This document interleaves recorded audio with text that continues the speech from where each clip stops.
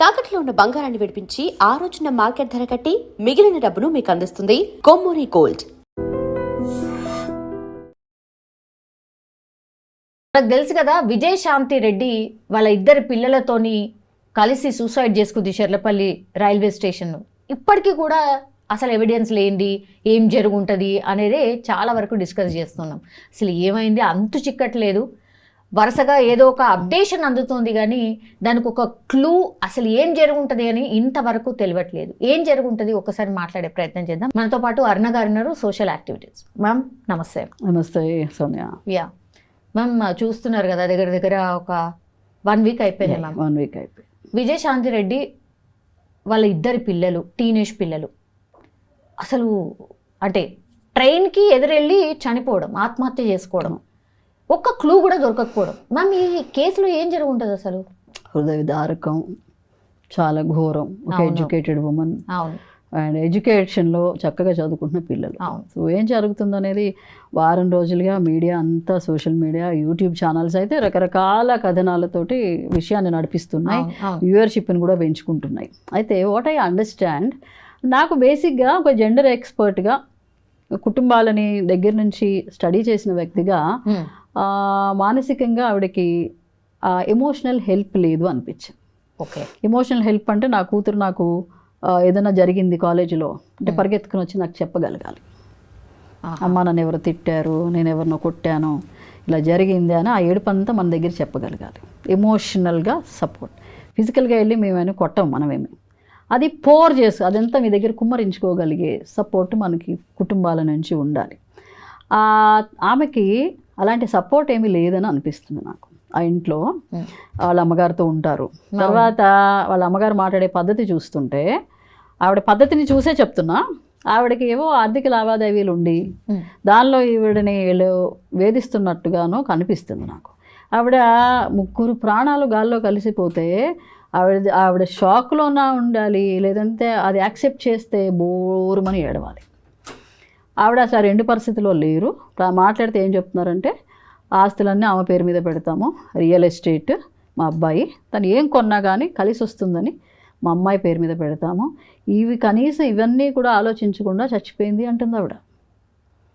అంటే నీ ఆస్తులు అన్నీ తిరగేసి వీళ్ళ మీద పెట్టి చచ్చిపోవాల్సిందేమో ఆవిడ, అలా కనిపిస్తుందని. తర్వాత కారు తీసుకొని, సొంత కారు తీసుకొని ఈవిడ వెళ్తుంటే, అదేంటి క్యాబ్ రాలేదా, నువ్వు కారు తీసుకెళ్తున్నావేంటి అంటే, లేదు నాకు వేరే మీటింగ్ ఉంది అని చెప్పిందట. చెప్తే అయ్యో డబ్బులు దండగా కదా, మన కారు ఎందుకు. మరి ఒక పక్కన మనం ఏం మాట్లాడుతున్నాం, వాళ్ళకి ఆర్థికంగా బాగుంది, హస్బెండ్ అక్కడెక్కడో బాగా సంపాదిస్తున్నాడు, ఈవిడ ఇక్కడ టీమ్ హెడ్ అని చెప్పుకుంటున్నాము, రియల్ ఎస్టేట్ చేసే బ్రదరు. ఒక రోజు కారు తీసుకెళ్తే దండగా అనడం ఏంటి? ఆవిడ అన్నానని ఆవిడ చెప్పేసింది అనుకోను. దానిలోనే నాకు వీళ్ళు డబ్బు మనుషులేమో, ఈవిడని ఒంటరితనంలో, ఓకే ఆవిడకి పిల్లల సపోర్ట్ లేదు, పిల్లల్ని కూడా నాకు ఆవిడ వీక్ చేసినట్టు కనపడుతుంది. కానీ తల్లి ఒక అన్నెసెసరీ డెసిషన్ తీసుకుంటే పిల్లలు ఆమెని వార్డ్ ఆఫ్ చేయాలి, అమ్మాయి ఇది రైట్ కాదు అని చెప్పాలి. 18 years, 17 years అండ్ ఉన్న పిల్లలు ఆవిడ మాటలు అలా గుడ్డిగా వినేసి వెళ్ళిపోవడమే. నాకు ఇంకొక డౌట్ కూడా ఉంది, అసలు ఆవిడ అక్కడికి వెళ్ళే వరకు చెప్పిందా? ఒక రైల్వే ట్రాక్లో 3-4 కిలోమీటర్లు మనం ఎందుకు తిరుగుతున్నాము? పిల్లలకు ఏమన్నా విషప్రయోగం జరిగి వాళ్ళు కామ్గా ఉండేటట్టు ఏమైనా అయిందా? నాకు రకరకాల డౌట్స్ వస్తున్నాయండి. ఏ పిల్లలండి, వాళ్ళ నిండు జీవితాన్ని ఆవిడ అలా పొట్టను పెట్టుకోవడం ఏంటండి? నువ్వు ఇంత చదువుకున్న దానివి, నువ్వు కౌన్సిలర్ దగ్గరికి వెళ్ళు, సైకాలజిస్ట్ దగ్గరికి వెళ్ళు, సైకియాట్రిస్ట్ దగ్గరికి వెళ్ళు, కౌన్సిలర్ దగ్గరికి వెళ్ళి మాట్లాడుకో. లేదంటే ఇంట్లో నీకు హింస ఉంది, కనిపించని ప్రెషర్ నేను పెడుతున్నారు, నేను ఏదో ప్రాపర్టీ గురించి వాళ్ళు నిన్ను కనిపించకుండా వేధిస్తున్నారు అన్నప్పుడు నువ్వు బయటికి వెళ్ళిపోవాలి, నీ ఫ్రెండ్ దగ్గరికి వెళ్ళాలి, లేకపోతే పిల్లల్ని తీసుకున్న 2 రోజులు హాలిడే కన్నా వెళ్ళిపోవాలి, లేకపోతే హస్బెండ్ దగ్గరికి వెళ్ళిపోవాలి. ఇది ఏదో కనిపించండి, ఏదో స్ట్రెస్ ఉందనే అంటున్నారు. అందరూ అంటున్నామండి, వాళ్ళకి ఏ లోటు లేదు. అవును, ఎలా అంటున్నాము? ఏ లోటు లేకపోవడం అంటే ఇండియన్ సొసైటీలో ఎట్లా అయిపోయిందంటే, డబ్బులు ఉండడము, కారు ఉండడము, పెద్ద ఇల్లు ఉండడము, బంగారం ఉండడము, ఇదా అండి? మనుషులం అండి మనం. ఒక జంతువును కూడా మీరు ఇట్లా నిమ్మరండి, ఒక కుక్క పిల్లకి ఇంత అన్నం పెట్టండి, అది మిమ్మల్ని వదిలిపెట్టదు. మనం ప్రేమ కోసం పరితెప్పించే జీవులం. We are just not physical bodies, we are full of emotions. నీ ఎమోషన్స్ వెంట్ చేసుకునే పరిస్థితి లేదు. ఆ లెటర్లోనే నాకు బతకాలని లేదు, జీవితం ఇంట్రెస్ట్, జీవితం మంచిగా లేదు. సో నాకు బతకాలని లేదు అనడమే మనందరం చచ్చిపోయినంత. మానవ సమాజం మొత్తం చచ్చిపోయినట్టు లెక్క. నాకు బతకాలని లేదు, జీవితం నాకు నచ్చట్లేదు. That's what she had return. నాకు నచ్చట్లేదు. We all must ponder upon. నచ్చట్లేదు అంటే ఏం జరుగుతుంది?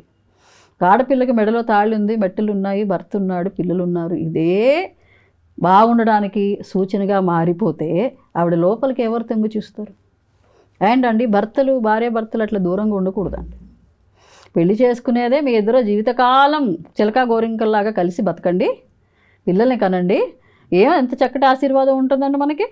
పిల్ల పాపలతోటి వర్ధిల్లండి అని ఉంటుంది. డబ్బుతోటి కారులతోటి వర్ధిల్లండి అని ఉండదు. అవును, కానీ డబ్బు కూడా ఇంపార్టెంట్ కదా అన్న పాయింట్ ఇంపార్టెంట్ కదా, కానీ అది జీవితం కాకూడదు కదా. డబ్బు తినలేము, ఫైనలీ సంపాదించుకోవాలి. ఐ డూ అప్రిషియేట్ అండి, మన అందరం కూడా 10 ఏళ్ళలో 5 ఏళ్ళలో బయటికి వెళ్ళి ఇక్కడ కంటే అక్కడ సంపాదించుకుంటాం బెటర్ అన్నప్పుడు ఖచ్చితంగా మన పిల్లల బతుకు కోసమే వాళ్ళ జీవితం బాగుండాలి అని ఆలోచిస్తాం కాబట్టి ఖచ్చితంగా వెళ్ళి ఉండొచ్చు. కానీ వాళ్ళు ఇంత వయసు వచ్చినాక మీరు హాస్టల్ వేసేస్తే సరిపోదే. మీ స్పర్శ లేకపోతే అనే మిస్ అయిందా మ్యామ్, లేదంటే వాళ్ళ పిల్లలు మిస్ అయ్యారా మదర్ని? ఇక్కడ కూడా నాకు డౌట్. మొత్తం అండి, ఆ భర్త దూరంగా ఉండడం తప్పండి, ఉండకూడదు అట్లా. మీకు అన్నీ బాగానే ఉన్నప్పుడు భార్య భర్తలు కలిసి ఉండాలి, పిల్లల్ని దగ్గర పెట్టుకోవాలి, పిల్లలకి మీ అండ ఉండాలి. పిల్లలు అదేంటమ్మా నాకు పిచ్చి ఆలోచన చేస్తున్నావమ్మా నువ్వు, నాట్ రైట్ అని చెప్పి తల్లిని నెట్టొచ్చు. లేకపోతే అబ్బాయి ఒక అలాం గట్టిగా కేకలేసి మా అమ్మగారు ఇట్లా అంటున్నారు, ఒకవేళ ఆవిడ చెప్పుంటే, అప్పుడు వరకు చెప్పుంటే అంటే ఆ నలుగురు వచ్చేవాళ్ళు కదా. ఇక్కడ మళ్ళీ రైల్వే పోలీసులా ఫెయిల్యూర్ తప్పనిసరిగా ఉంది. 3 గంటల పాటు ట్రాక్ అమ్మట ముగ్గురు తిరుగుతూ ఉంటే ఎవరికి పట్టలేదంటే ఎంత ఫెయిల్యూర్ అండి అది. మరి సీసీ కెమెరాలు ఎందుకు పెట్టుకున్నారు మీరు? ఇవాళ వస్తే రేపు చూస్తారా మీరు? అవి చూడరా? సీసీ కెమెరాల్లో ఏం జరుగుతుంది ఎక్కడ చూడరా? 3.5 కిలోమీటర్స్ నడిచారంట, ఎవరు పట్టించుకోకపోవడం. నేను అనుకుంటున్నానండి ఆవిడ ఏదో ఎక్స్ప్లెయిన్ చేసుకుంటూ తీసుకెళ్ళింది. తర్వాత మళ్ళీ టికెట్ తీసుకుని ఉంటారు, లేకపోతే ఆవిడ గూడ్స్ ట్రైన్ ఎప్పుడు వస్తుందో తెలుసుకుని ఉంటుంది. మరి ఇదంతా ఎందుకు అనుకున్నారు? ఒకవేళ చెప్పకపోతే కేవలం ఆ ట్రైన్ వచ్చే ముందర గబగబా పిల్లల్ని తీసుకెళ్ళి హగ్ చేసేసుకుని వాళ్ళకి ఆలోచించుకునే టైం ఇవ్వలేదా? నేనైతే తట్టుకోలేకపోతున్నానండి. పిల్లలకి చెప్పి ఆమె చావుకి ఎదురుగా తీసుకెళ్ళిందంటే చాలా కళ్ళలో నీళ్ళు వస్తున్నాయండి. పిల్లల జీవితాన్ని చంపే హక్కు మనకి లేదండి. పిల్లలు మన కడుపు నుంచి వస్తారు, కానీ మన సొత్తు కాదు వాళ్ళు. They belong to the world. రేపటి రోజు అబ్బాయి సైంటిస్ట్ అయ్యేవాడు, అమ్మాయి ఇంకేదో అయ్యేదో. మీరు వాళ్ళని అది చేసేసారు కదా. నేను లేని సొసైటీలో పిల్లలు బతకరు అనుకుంటే నువ్వు ఉండిపోవాలి. తను అలాగే అనుకుంది, అంటే చూస్తే అలాగే అనిపిస్తోంది, నేను లేకపోతే వీళ్ళు కూడా ఉండలేరు అని. నేను లేకపోతే సొసైటీలో నా పిల్లలు ఎలా బతుకుతారనే భయం నీకు వచ్చినప్పుడు you should stay back, you shouldn't die.